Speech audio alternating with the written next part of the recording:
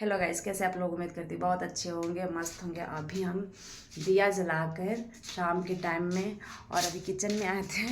और क्या बोलते हैं, आज हम लेट उठे हैं, थोड़ा सा लेट हो गया मुझे दिया जलाने में। गाइस मुझे देख सकते हैं, हम इधर हैं, आप लोग मुझे देख लें। और आज नहाए थे, मुझे बहुत ठंडा लग रहा था गाइस, पता नहीं क्यों, मैं क्या बताऊँ। लेकिन मुझे पूजा करना होता है, मंदिर जाना होता है, तो लेट हो जाता है। और ना हो तो घर में दिया जलाने वाला कोई नहीं है गाइस। इधर मंदिर में मेरा दिया जल रहा है, आप लोग देख सकते हैं। और क्या बोलते हैं, अब इधर हम हैं और हम जा रहे हैं किचन में, हम चाय बनाएंगे। इधर मैं किचन में हूँ, देखिए, सुबह शाम किचन गाइस, सुबह शाम किचन, क्योंकि मेरा बिना किचन का गुजारा नहीं। आप लोगों को तो पता है, सुबह शाम मुझे किचन में ही रहना पड़ता है, चाहे मैं जैसे रहूँ, रो के रहूँ, गा के रहूँ। तिवारी जी भी आए नहीं है, पता नहीं कब आएंगे। और इधर किचन में आज सामान लेकर आए थे थोड़ा सा दुकान से। चिप्स है, दही है, 10 वाला दूध है, और ये वेस्लिंग है, ये भी चिप्स है, और ये पनीर मसाला है गाइस, देख सकते हैं।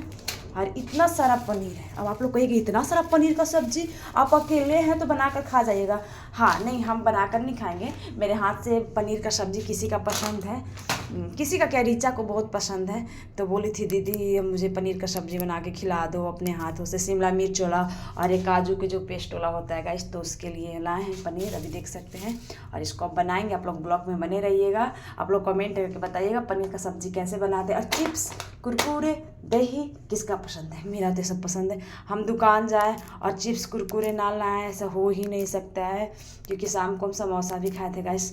तो ज़्यादा तो कुछ नहीं बोलेंगे, अब हम जा रहे हैं चाय बनाकर पीने।